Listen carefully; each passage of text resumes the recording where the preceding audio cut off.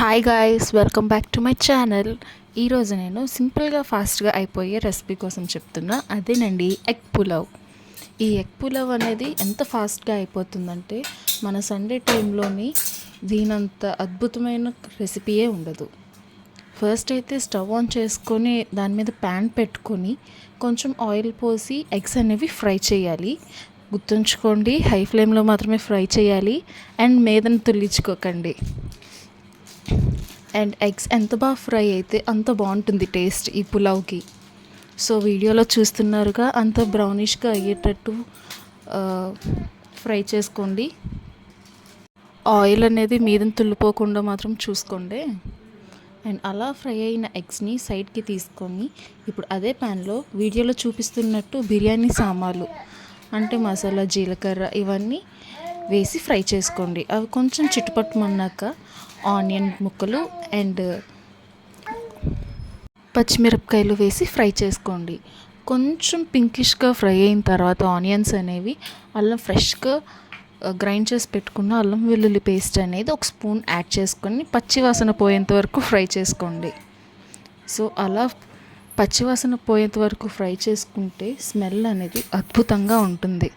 And ఆ తర్వాత కొంచెం బ్రౌన్గా ఫ్రై అయిన తర్వాత ఆనియన్స్ అనేవి కొంచెం చిన్నగా తరిగి పెట్టుకున్న టొమాటోస్ అనేవి వేసి ఫ్రై చేసుకోవాలి. పీస్ నుంచి సాఫ్ట్గా రావాలి.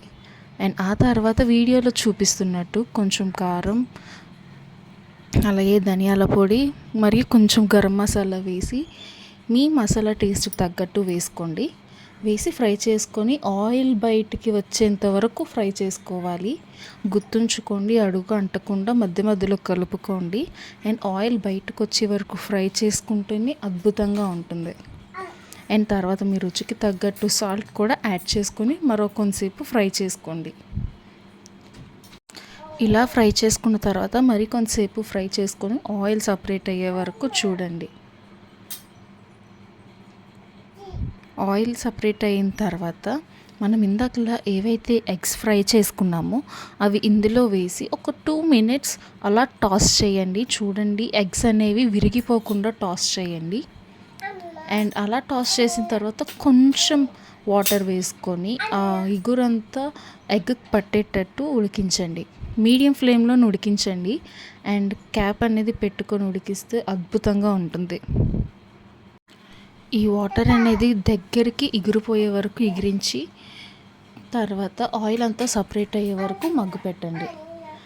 కానీ గుర్తుంచుకోండి, అడుగు అనేది అంటుకోకూడదు. అలాగైతేనే బాగుంటుంది, లేకపోతే మాడిపోతుంది మసాలా అనేది. సో ఇలా ఆయిల్ సపరేట్ అయిన తర్వాత ఉడికించిన రైస్ని తీసుకొని, బాస్మతి రైస్ అయినా పర్లేదు, నార్మల్ రైస్ అయినా పర్లేదు, వేసుకున్న తర్వాత ఇలా కలుపుకొని మీ టేస్ట్ ఉప్పు అనేది సరిపోయిందో లేదో చూసుకోండి.